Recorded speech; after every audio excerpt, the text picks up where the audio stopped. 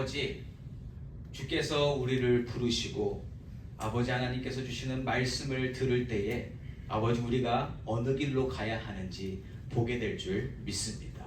아버지 하나님께서 주시는 그 깨달음으로 말미암아, 그 은혜로 말미암아, 그 사랑으로 말미암아 우리의 삶과 우리의 인생이 정해지게 하여 주시옵시고, 그렇게 말씀에 순종하며 예수님 닮은 삶을 살아가는 하나님의 백성들로 온전히 서 있을 수 있도록 하나님 인도하여 주시옵소서. 오늘도 그렇게 우리를 인도하시고 우리를 만드시며 우리를 이끄시는 주님을 사랑합니다. 감사드리옵고 예수님의 이름으로 기도드립니다. 아멘. 오늘 본문 말씀 요한복음 16장 1절에서 7절까지의 말씀입니다. 요한복음 16장 1절에서 7절까지의 말씀. 요한복음 16장 1절에서 7절까지의 말씀 우리 함께 보도록 하겠습니다. 1절 제가 먼저 읽고 우리 함께 교독하도록 합니다. 내가 이것을 너희에게 이름은 너희로 실족하지 않게 하려 함이니 사람들이 너희를 실족으로 하려 하니라. 내가 이르는 무릇 너희를 죽이는 자가 생각하기를 이것이 하나님을 섬기는 일이라 하리라. 그들이 이런 일을 할 것은 아버지와 나를 알지 못함이라. 오직 너희에게 이 말을 할 것은 너희로 때를 당하면 내가 너희에게 말한 이것을 기억나게 하려 하며 처음부터 이 말을 하지 아니하는 것은 내가 너희와 함께 있었으리라. 지금 내가 나를 보내신 이에게로 가는데 너희 중에서 나더러 어디로 가는지 묻는 자가 없고 드디어 내가 이 말을 함으로 너희 마음에 근심이 가득하였다. 함께 읽습니다. 그러나 내가 너희에게 실상을 말하노니 내가 떠나가는 것이 너희에게 유익이라. 여기까지 읽겠습니다. 아멘. 아멘. 저는 오늘 하나님이 받으시는 섬김이라는 제목으로 말씀을 나누기 원합니다. 주보에는 다른 제목이 적혀 있을 거예요. 바꿨습니다. 바꿨어요. 자, 어쨌든 지난주 말씀을 통해서 기억나세요? 지난주 말씀 뭐였는지? 하나님, 예수님께서는 우리가 예수님 때문에 미움을 당할 것이라고 말씀을 하셨습니다. 예수 믿는 것, 여러분, 대가를 바래서 믿는 겁니까? 아니죠. 예수를 믿는 것은 하나님께서 믿음을 주셨기 때문에 믿음을 가지고 살아가는 겁니다. 우리가 시작하는 게 아니라는 거죠. 그렇게 하나님의 은혜로 믿음을 소유하게 되면 예수께서 하신 말씀이 믿어지고요, 예수의 말씀을 사모하게 되고 예수의 말씀을 따르고 순종하게 되어 있습니다. 그게 예수를 믿는 거예요. 오늘 말씀 역시 그 믿음을 소유한 사람만이 받을 수 있고요, 이해할 수 있고 순종할 수 있는 그러한 메시지입니다. 하나님이 만나주신 인생으로서 오늘 말씀을 들으며 하나님의 뜻을 깨달으시고 이 세상을 이겨낼 힘을 얻으시며 믿음의 힘으로 매일매일을 살게 되는 저와 여러분이시기를 예수 이름으로 축원합니다. 1절 말씀 제가 먼저 읽어봅니다. 내가 이것을 너희에게 이름은 너희로 실족하지 않게 하려 함이니. 아멘. 자, 먼저 이 말씀을 주시는 이유, 실족하지 않게 하려 하신다. 그럼 뭐예요? 실족할 일이 있다는 거예요. 먼저 실족하게 될 일에 대해서 말씀해 주시려고 한다. 자, 그러면 제자들은 앞으로 무엇 때문에 실족당하게 될까? 2절 말씀입니다. 사람들이 너희를 출교할 뿐 아니라 때가 이르면 무릇 너희를 죽이는 자가 생각하기를 이것이 하나님을 섬기는 일이라 하리라. 아멘. 자, 뭐 때문에 실족당하는지 확인하셨죠? 예수님께서 말씀하시는 시험, 출교당하는 일, 그리고 죽임당하는 이 두 가지 일입니다. 자, 그런데 이 말씀 듣고 있는 사람들이 누구예요? 지금 11 제자 아니겠습니까? 11 제자는 어느 민족이에요? 어디 출신 사람입니까? 유대인 사람, 유대인입니다. 이스라엘 사람들이에요. 유대인의 가정에서 태어났고 유대인의 동네에서 살았고 유대인의 문화와 풍습과 전통을 고수하고 삶에 아예 그냥 박혀서 살았던 그러한 사람들이라는 거죠. 이스라엘 백성은요, 순수 혈통을 굉장히 강조하는 그러한 족속입니다. 그래서 순수 혈통이 아닌, 그러니까 역사적 사건 때문에 뭐 아수르의 침략을 받고 또 바벨론 때문에 이렇게 침략을 받아서 혼혈이 태어났잖아요. 그 사람들을 아예 인정을 안 하는 거죠. 너희는 하나님 백성 아니다라고 그렇게 치부하는 백성이 이스라엘 백성입니다. 자, 그러한 유대인들에게 있어서 두려운 게 한 가지 있어요. 뭐냐? 출교. 출교가 무슨 뜻이에요? 너는 더 이상 유대인이 아니다. 이 뜻입니다. 그러니까 출교는 정체성을 부정당하는 거예요. 내가 평생을 가지고 있었던 정체성이 흔들리게 되고 아예 부정당하고 무시당하는 게 출교라는 거죠. 너는 더 이상 지금껏 속해 있던 곳에 속하지 못한다. 여러분, 이거 되게 무서운 말입니다. 유대인으로서 살아왔던, 그렇게 알고 누리고 왔던 모든 과거와 경험과 친구와 가족이 부정당할 것이라는 거예요. 그게 출교예요. 내가 속해 있는 가정, 사회, 나라, 문화로부터 철저히 배제되고 고립되고 혼자 서게 된다는 겁니다. 여러분은 어떠세요? 여러분이 예수를 믿는 것 때문에 출교당한다. 그냥 대한민국 국적을 박탈당한다. 대한민국 한국 사람 아닌 것으로 취급받는다. 지금은 별로 그렇게 와닿지 않아요. 시민권 가지신 분들 많죠. US citizen 나는 괜찮은데 이럴 수도 있는데 아니요. 한국말을 하고 한국 문화를 하고 한국 음식을 먹고 한국의 혼이 담겨 있는데 당신 한국 사람 아니야? 이렇게 하는 거랑 똑같다라는 거예요. 그냥 내가 한국인이라는 그 모든 것이 다 부정당한 거랑 똑같다. 여러분, 인간이 두려워하는 것 중 하나가 고립되는 겁니다. 나 혼자 서게 되는 거. 공동체 안에서 따로 떼어져서 아무도 신경 쓰지 않으면 어떻게 되는지 아세요? 이상해집니다. 학교에서도 그렇고요.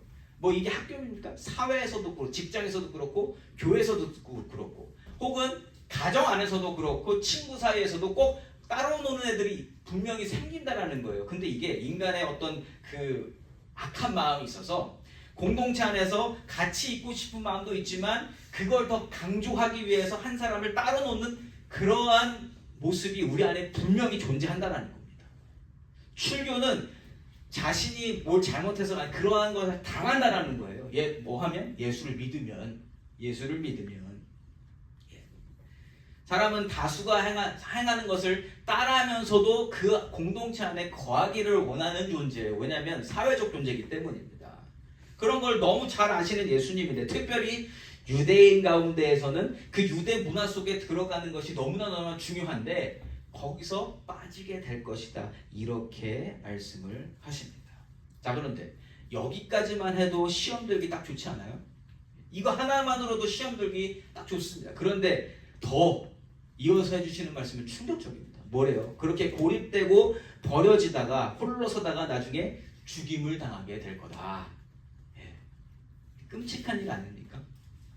끔찍한 일 아니에요? 여러분, 예수 믿는 거 좋은 일입니까? 안 좋은 일입니까? 좋은 일인데 예수 믿으면 어떻게 된다고요? 오늘 보는 말씀 속에서 좋은 것 발견하실 수 있어요, 없어요? 딱 2절까지만 읽으면 예수 믿으면 출교당하고 죽임당합니다. 좋아요, 안 좋아요? 이것만 보면 너무 무섭잖아요.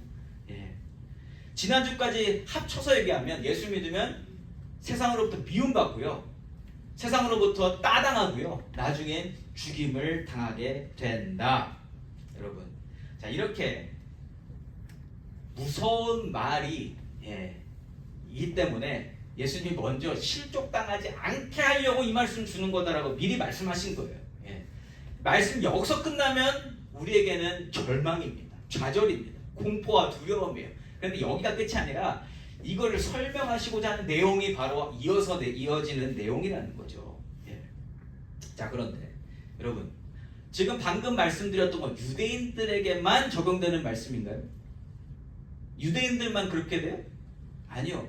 저와 여러분도 예수 믿으면 분명히 실족당할 만한 일들이 있다라는 겁니다. 있다.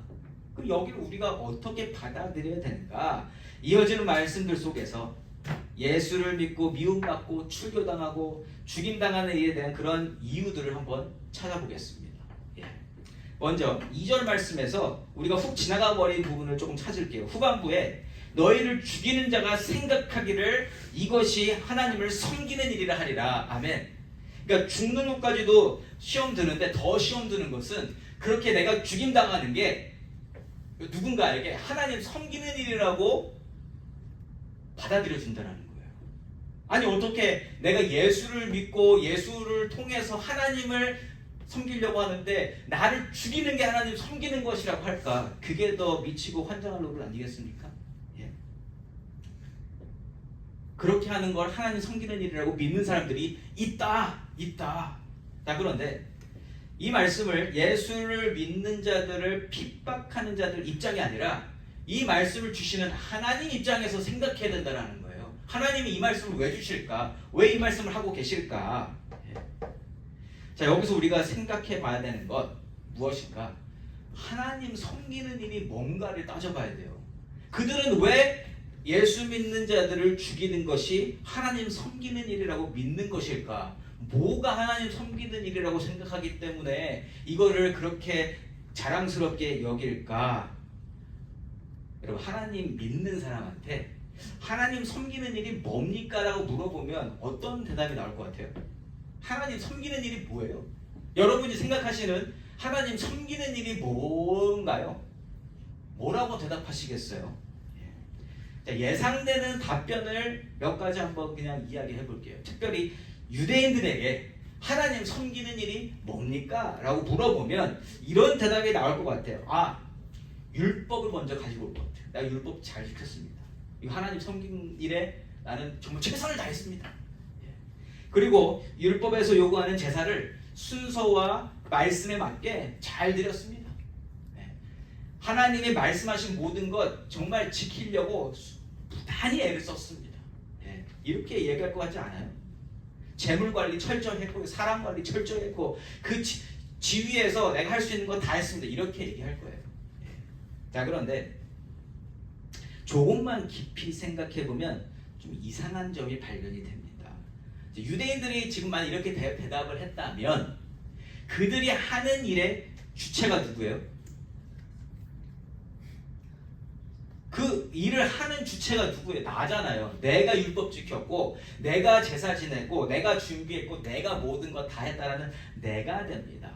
자, 그런데 하나님 섬기는 일의 주체는 누가 되어야 돼요? 여러분, 하나님 섬기는 일이 누구 때문에 만들어져야 되는 일이냐고 여쭤보는 겁니다. 하나님 아니에요?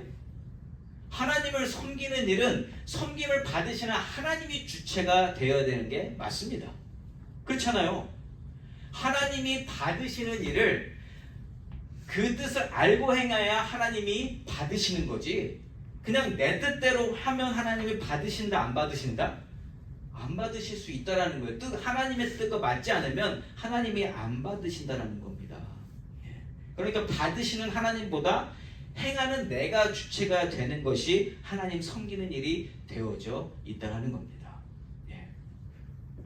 하나님 섬기는 일은요, 여러분, 하나님이 내려주시는 감동으로, 하나님이 내려주시는 믿음으로, 하나님이 내려주시는 은혜로 말미암아 감당하는 일이 되어야 합니다. 이거 클리어를 하죠. 그런데 그럼에도 불구하고 사람은요, 하나님이 주시는 것보다는 내가 하는 거에도 관심을 가지게 되어 있다는 거예요. 내가 무엇을 하는가, 내가 이것을 해서 무엇을 얻는가에 더 우리는 초점을 맞추게 된다. 그러니까 받으시는 분보다 행하는 내가 더 주인공이 되고 내가 더 중요하게 되는 꼴이 되기가 쉽다는 거예요. 그러니까 2절에서 예수를 죽이는 일을 하면서 이게 하나님 섬기는 일이다라고 믿은 것은 이거는 나에게 올바른 일이다라고 굳게 믿었기 때문이에요. 그러면 그 일이 하나님의 뜻과 맞습니까? 안 맞습니까? 하나님 뜻과 안 맞잖아요. 그러니까 하나님이 받으시는 일이 아니라는 거예요. 그 일은 그냥 철저하게 그 섬기는 사람이 주체가 되어서 내 마음대로 했던 일이 되어버리는 것입니다. 그래서 하나님께서 그 섬기는 일을 기쁘게 받으시는지 안 받으시는지를 면밀히 따져봐야 되는 게 하나님 믿는 백성들의 일이라는 거예요. 그렇지 않고서는 그냥 그 행위 자체에 심취해서 그 문화와 습관에 물들어서 착각하게 된다는 거예요. 그래서 이 착각을 예수께서 밝혀주신다. 3절 말씀이에요. 그들이 이런 일을 할 것은 아버지와 나를 알지 못함이라. 아버지와 예수를 알면 그렇게 안 할 건데 아버지와 예수를 모르기 때문에 그러한 일을 하면서도 하나님 섬기는 일이다라고 굳게 믿는다라고 말씀을 하십니다. 그러니까 무슨 착각이에요? 하나님을 잘 안다고 생각하는 거 아니겠어요? 그러니까 마음속에는 그거를 이렇게 변화시킬 마음은 없어요. 그냥 내가 아는 게 고정이 되어져 있고 여기서 내 기준에 생각해서 이거 맞아 해서 해가지고 그게 하나님 섬기는 일이다. 이 공식이 성립이 된다는 겁니다. 예수를 믿는 자를 미워하고 그리고 유대인들 안에서 따로 떼어내버리고 죽이기까지 하는 것, 이것은요 하나님을 몰라서 하는 일이고 예수를 몰라서 하는 일이다. 고로 하나님이 받으시는 일이 아니다라는 겁니다. 그래서 예수님은 이 말씀을 통해서 지금 이스라엘 전체의 메시지를 보내시고 계시는 거예요. 뭐냐? 유대인들이 하는 모든 행동들 가운데 진정 하나님을 모르면서 행하는 일들이 참 많이 있다는 것을 제자들에게 가르쳐 주시는 거예요. 너희도 유대인들 아니냐? 너희도 똑같이 유대인들이고 너희가 나와 함께 있지만 너희도 만약 하나님께서 주신 믿음이 없었다면 너희들도 똑같이 할 것이다. 그게 하나님을 섬기는 일이라고 믿고 할 것이다. 그러나 내가 오늘 너희들에게 얘기해 줄게. 그거 아니야. 너희들 나하고 같이 있잖아. 그거 아닌 걸 너희들은 믿어야 돼. 이렇게 예수님이 가르쳐 주신다는 거죠. 여러분 이 말씀은 그때나 지금이나 똑같이 적용이 됩니다. 진짜 우리를 포함한 모든 교회들과 성도들이 드리는 섬김이 하나님이 받으시는 섬김인지 아닌지 면밀히 따져봐야 된다는 거예요. 우리가 하나님을 섬기는 일이라고 답안지처럼 얘기하는 게 있습니다. 아까 처음에 질문 드렸을 때 어떤 게 떠오르셨어요? 하나님 섬기는 길 뭐예요? 라고 여쭤봤을 때 무엇을 생각하셨습니까? 일반적으로 떠오르는 거 그냥 몇 가지를 적어봤는데 주일 성수해요. 주일 빠진 적 없어요. 예배를 저는 목숨처럼 여깁니다. 헌금 빠뜨린 적 없습니다. 교회 봉사 혼신적으로 했습니다. 전도와 선교 그리고 모든 것에 나는 정말 최선을 다했습니다. 자, 하나님을 섬기는 일이라고 이름하는 행위들, 나의 행위들, 이게 진짜 하나님 받으시는지 알 수 있느냐? 답은 몰라요. 저도. 여러분들은 아세요? 하나님 받으셨는지 안 받으셨는지? 우리는 잘 몰라요. 열심히 해온 것 뿐입니다. 정답은 오직 하나님만 아시는데 예수님은 이런 불편한 자리를 일부러 만들고 계시다라는 거예요. 왜냐하면 이런 걸 한번 생각하게끔 하시기 위해서 이 상황을 만들어 주시고 진짜 하나님 섬기는 일이 뭔지를 알려주시려고 한다는 거죠. 이 영적인 일들은요 정말 조심스럽게 분별해야 됩니다. 함부로 판단해서도 안 된다는 거예요. 그러니까 저와 여러분이 해왔던 모든 일들이 다 아니라고 할 수도 없고 다 맞다고 할 수도 없다는 거예요. 이걸 어떻게 분별해야 되는 거예요? 4절 말씀입니다. 오직 너희에게 이 말을 한 것은 너희로 그때를 당하면 내가 너희에게 말한 이것을 기억나게 하려 함이요 처음부터 이 말을 하지 아니한 것은 내가 너희와 함께 있었음이라. 아멘. 예수님이 말씀하시는 것은 예수님이 무엇을 가르쳐 주시고자 하는지입니다. 이 4절 말씀에 너무 중요한 원리가, 영적 원리가 담겨져 있어요. 자, 예수님이 제자들을 가르치시는 방법이 크게는 두 가지입니다. 첫 번째는요, 그냥 살아내신 그 삶으로 보여주시는 거예요. 보여줘야지 이게 아니라 그냥 삶의 그 모습 자체로 섬기는 게 뭔지를 나타내는 겁니다. 두 번째는요, 말씀이 실제로 성취되어지는 것을 직접 보여주시는 거예요. 그러니까 예수님이 말씀해 주신 게 있잖아요. 이게 실제적으로 일어나는 것을 확인시켜 주시면서 하나님 섬기는 일에 대해서 가르쳐 주신다. 이 두 가지 굉장히 중요합니다. 첫 번째 뭐라고요? 삶 자체로 예수님이 살아내신 그 삶을 옆에서 가까이 보게 하시면서 이게 하나님 섬기는 일이야. 두 번째, 말씀해 주신 게 이루어지는 것을 확인시켜 주시면서 이게 하나님 섬기는 일이야. 요거를 가르쳐 주셨다는 거죠. 예수님의 삶에서 그 어느 하나 하나님 말씀을 벗어난 것은 없습니다. 모든 것이 다 하나님 말씀 안에 율법을 완전케 하셨다라는 그 말씀에 합당하게 율법을 못 지키신 것이 단 한 가지도 없으시다라는 거예요. 우리 예수님은. 예수님의 삶에서 사람들의 시선과 사람들의 의견과 어떠한 충돌이 일어나서 그것으로 말미암아 뭔가 이렇게 껴 맞추거나 서로 이렇게 뭐 합의하는 이런 거 없어요. 예수님은요, 하나님 말씀을 저버리신 적이 단 한 번도 없습니다. 어떠한 유혹과 어떠한 상황 속에서도 하나님 말씀대로 사신 분이십니다. 자, 이 삶 자체로 예수님은 말씀을 가르쳐 주신 거예요.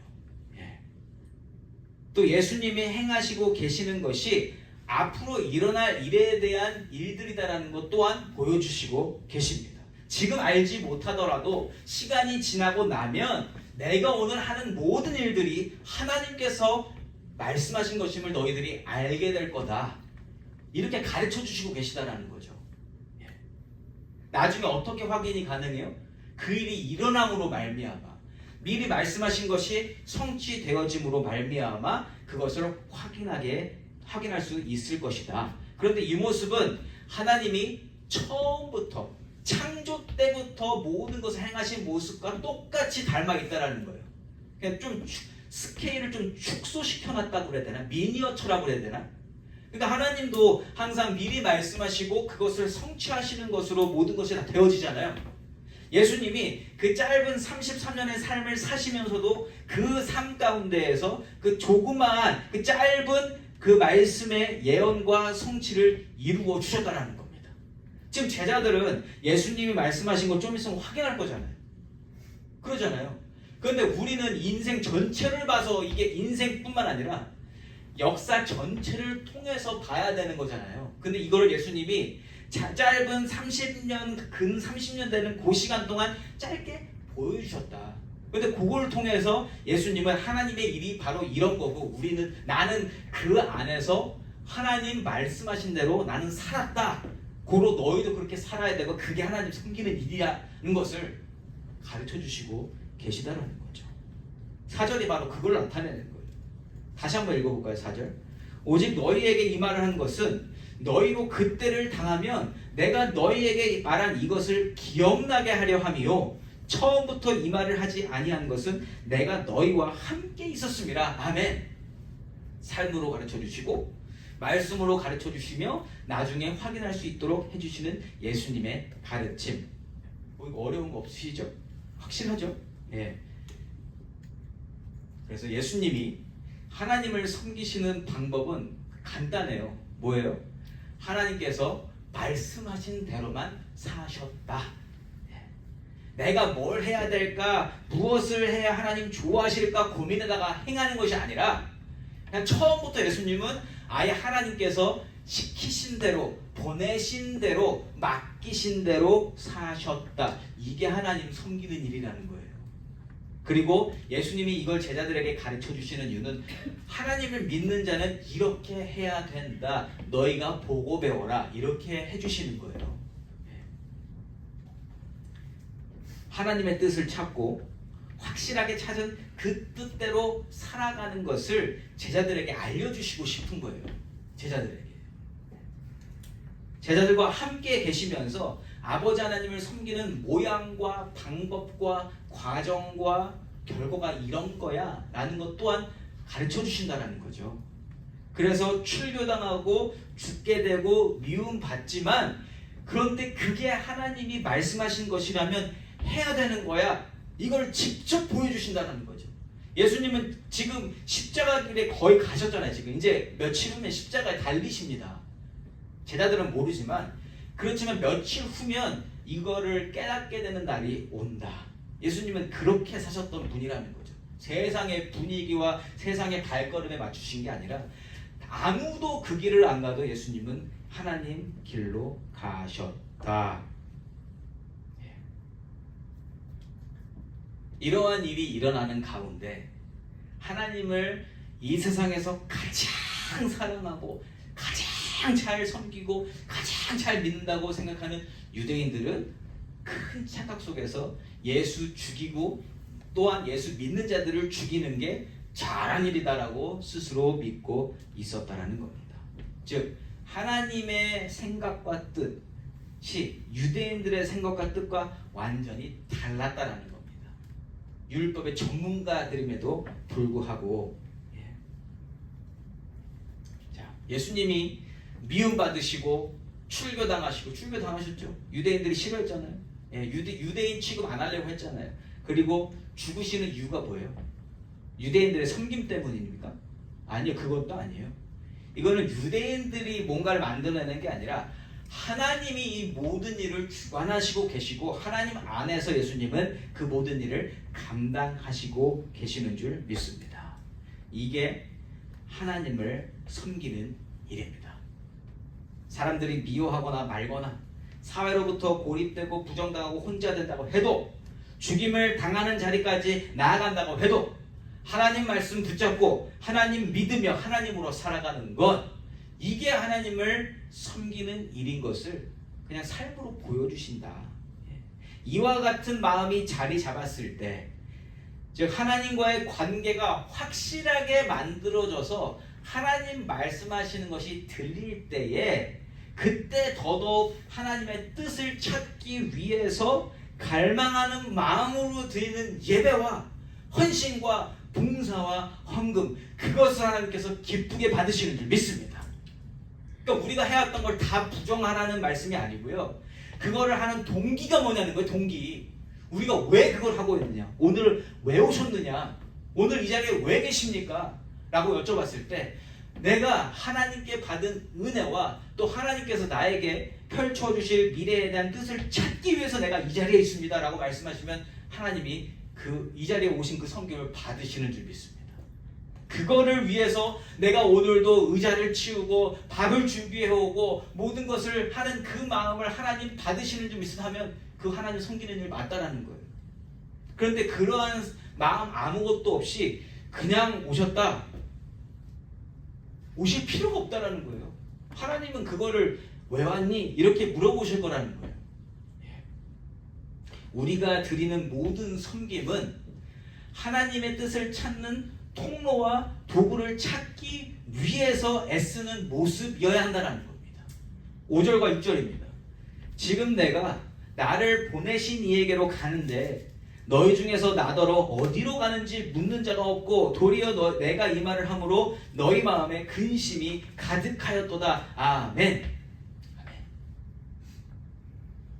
예수님은 지금 어떤 과정 중에 있으세요?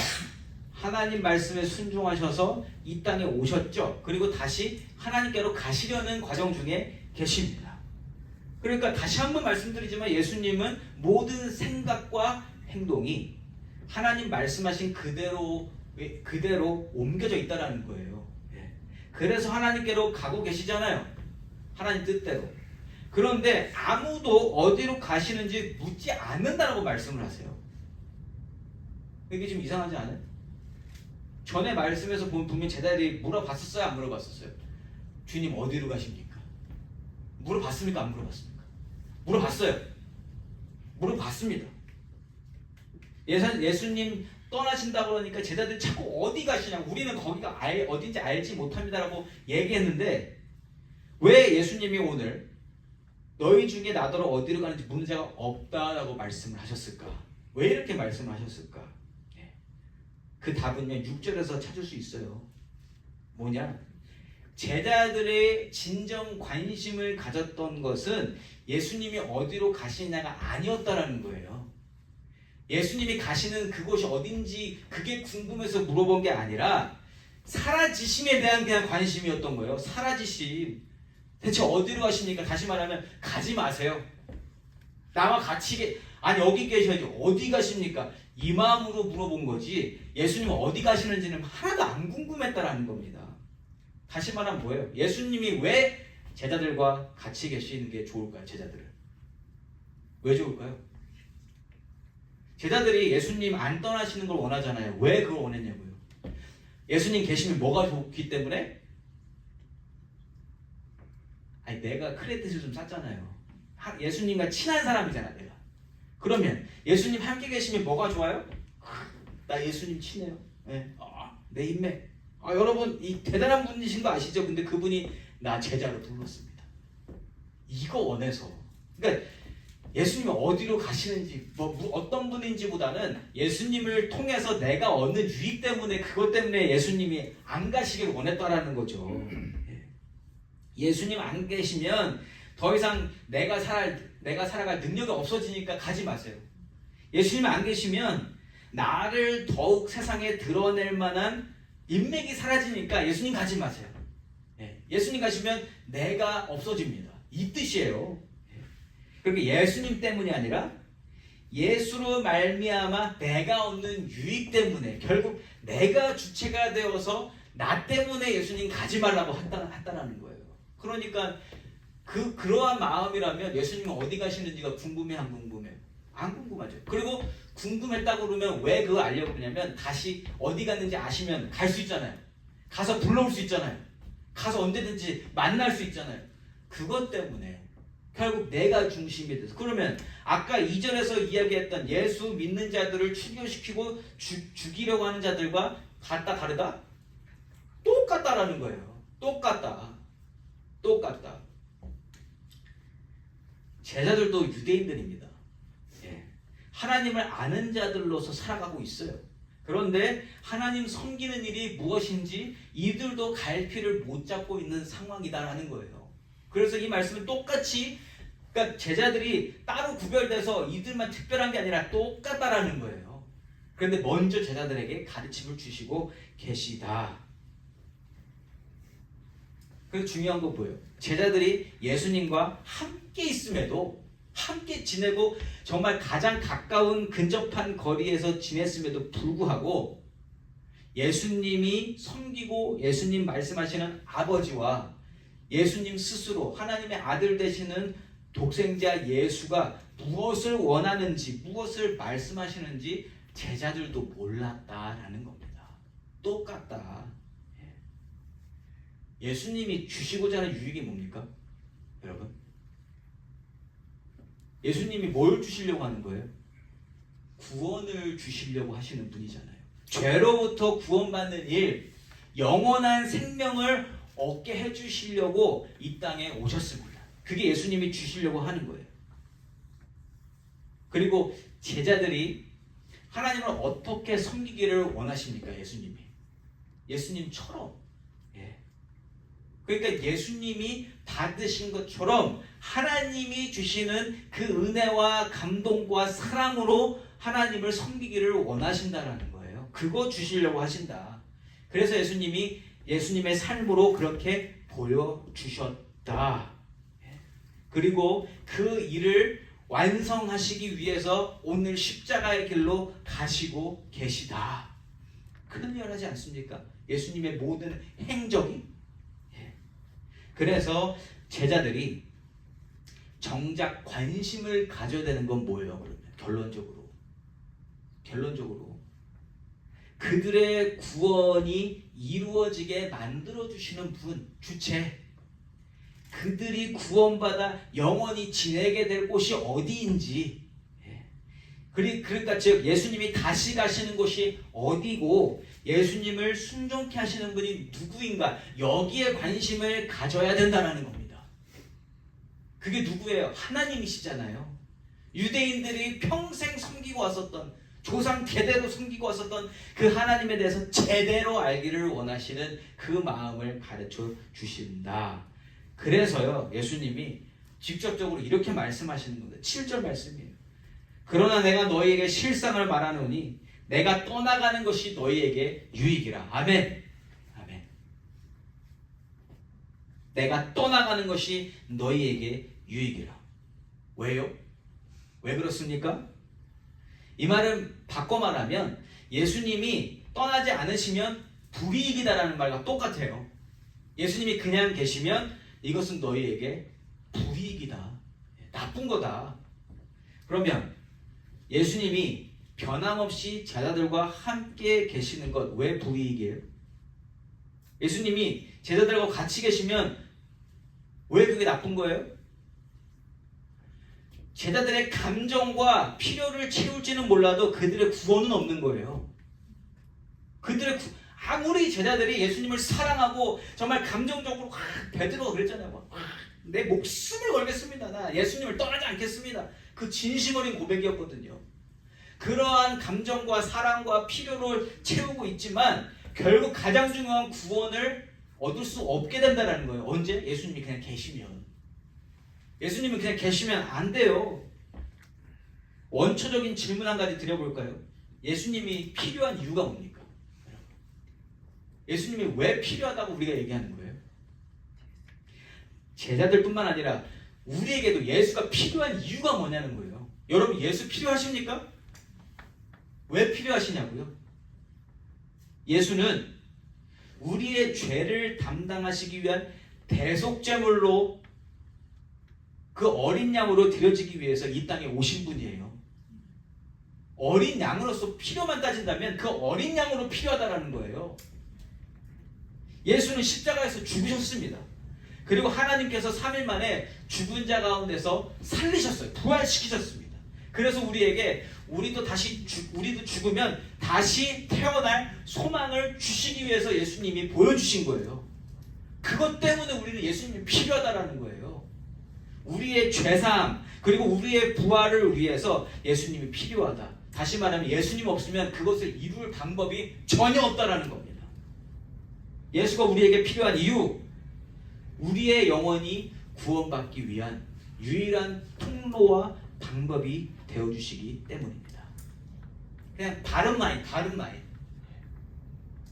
그런데 예수가 나에게 왜 필요한 분이신지를 깨닫지 못하면 예수가 아무리 옆에 가까이 계시고 아무리 나와 친하고 내가 아무리 사랑한다고 해도 그 사랑이 나를 위한 그 일 때문이 아니라 그냥 인간적인 제자들이 오늘 예수님을 사랑하는 그 모습처럼 사랑한다고 보면 여러분 예수께서 오신 목적과 아무런 상관없는 삶을 사는 거예요. 하나님께서 예수를 보내주신 목적과 전혀 상관없이 사는 것과 똑같다. 오늘 제자들이 보이는 모습과 똑같다.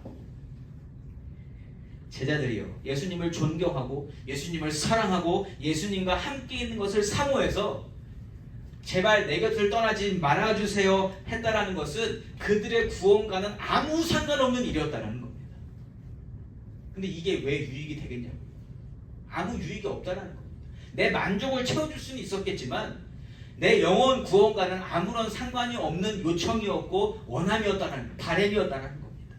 그냥 인간적인 욕심과 감정의 결과였을 뿐입니다. 그러나 예수님이 그렇게 하셨습니까? 아니요. 떠나셨습니다. 그리고 뭐 하셨어요? 십자가에 달리셨습니다. 하나님께서 지정하신 대속 제물로 드려지셨기 때문에 우리의 죄가 예수님께로 다 옮겨졌기 때문에 우리의 죄가 다 용서받게 된 줄 믿습니다. 그리고 예수님이 죽으신 다음에 하나님께서 다시 생명을 부여하시고 살려내심으로 말미암아 우리도 다시 사는 부활의 소망을 가지게 된 줄 믿습니다. 그게 예수님을 우리가 필요로 해야 되고 우리가 알아야 될 부분이라는 겁니다. 예수님이 이렇게 분명하게 모든 것을 분별하셨어요. 세상의 유혹, 사단의 유혹을 다 물리치셨습니다. 예, 물리치셨어요. 왜요? 예수님은 분별하셨거든요. 하나님을 온전히 믿으셨거든요. 내가 죽더라도 하나님이 살리신다. 이걸 믿으셨기 때문입니다. 말씀을 분명히 아셨고 말씀의 성취를 목적으로 삼으셨기 때문에 그렇게 분별할 수 있으셨습니다. 우리도 똑같습니다. 하나님 말씀을 알게 되고 말씀으로 세상을 분별해야 말씀으로 살아갈 수 있는 줄 믿습니다. 그 말씀을 알아야 예수를 붙잡고 살 수 있는 줄 믿습니다. 그렇게 알아야 하나님 섬기는 일이 무엇인지를 알고 하나님을 섬길 수 있다는 겁니다. 그냥 내가 원하는 대로 누가 하는 거 따라서 하나님을 섬길 수는 없다라는 거예요. 공동체가 존재해서 그 공동체 안에서 만들어가는 일이 아니라, 여러분 교회는요, 각 개인, 그러니까 하나님이 믿음 주신 개인이 그 감동으로 말미암아 함께 모여서 함께 하나님을 섬기고 나가는 것이 교회가 되어야 합니다. 그래야 교회가 제대로 갈 수 있어요. 물론 예수님을 만나지 못한 영혼이 이 자리에 올 수 있습니다. 그러나 그때 어떠한 모습을 교회가 보여줘야 하냐? 그 믿음으로 살아가는 모습을 보여줘야 된다는 거예요. 제자들이 아직 몰랐지만 예수님이 그대로 보여주셨잖아요. 그렇게 배울 수 있도록, 그렇게 깨달을 수 있도록. 그런데 언제요? 내가 설득해서가 아니라, 내가 보여줘서가 아니라 하나님의 때에 그 영혼은 반드시 깨닫게 되어져 있습니다. 근데 그때까지 갈 때까지 우리 할 일은 뭐냐? 예수처럼 사는 거예요. 그렇게 살아가다 보면 어느 순간 그 예수를 몰랐던 그 영혼이 하나님의 때에 예수를 만나서 내가 예수를 만났으면, 그럼 그때 얘기할 수 있잖아요. 그걸 우리가 기다렸습니다. 그걸 우리가 정말 원했습니다. 그걸 기도했습니다. 라고 이야기할 수 있는 교회가 되기를 소망합니다. 그렇게 될 수 있는 우리 각 개개인이 되기를 소망합니다. 사랑하는 성도 여러분, 오늘 말씀을 통해서 우리가 생각해 봐야 될 게 뭐예요? 나는 왜 예수를 필요로 하는가? 이 원초적인 질문을 다시금 우리 스스로에게 던져야 된다는 거예요. 예수는 나에게 왜 필요할까? 내가 왜 예수님을 붙잡고 살아야 될까? 여러분, 그냥 그 훌륭한 인물이기 때문에 사랑하면 됩니까? 안 돼요. 그냥 사랑해서는 안 돼요. 예수를 사랑하는 마음이 생겨야 되는 이유는, 예수는 하나님께서 죄를 대신해서 대속제물로 보내주신 어린 양이시기 때문에, 그리고 그 어린 양의 직분을 잘 감당하시기 위해서 십자가에 달리셨기 때문에, 십자가에 못 박혀 죽으심으로 말미암아 물과 피를 흘리시고 죽으셨기 때문에, 그 죽음으로 우리의 죄가 다 담당되어졌기 때문에, 그리고 그것이 믿어지는 은혜가 있기 때문에 예수를 사랑해야 하는 줄 믿습니다. 그거 없으면 예수를 사랑할 수가 없어요. 그거 없으면 예수를 따라갈 수도 없습니다. 그럴 필요도 없다라는 거예요.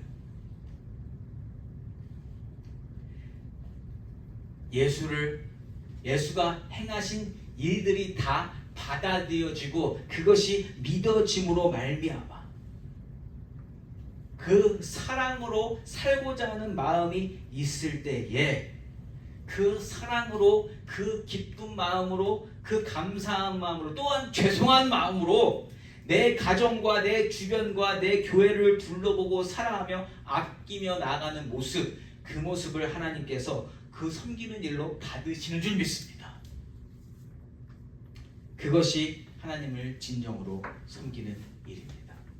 이번 한 주간 살아가시면서 예수의 은혜가, 예수의 사랑이, 예수의 희생과 순종이 내 영혼이 죄로부터 구원받게 되는 이유임을 다시 한번 확실하게 마음속에 새기면서, 확실하게 깨달으면서 예수로 말미암아 생각이 만들어지고 인도되어지고, 예수로 말미암아 내 삶의 행동과 언행이 다 움직여지며, 그렇게 하나님 받으시는 섬김을 올려드리는 귀하고 복된 우리 트루스교회 성도님들이시기를 예수 이름으로 축원합니다.